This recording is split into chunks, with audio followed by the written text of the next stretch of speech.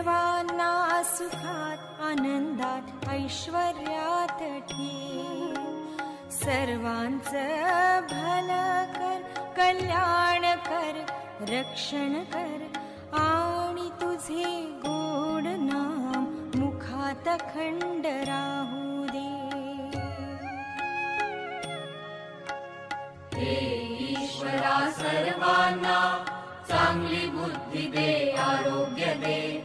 सर्वांना सुखात आनंदात ऐश्वर्यात ठेव. सर्वांचं भलं कर,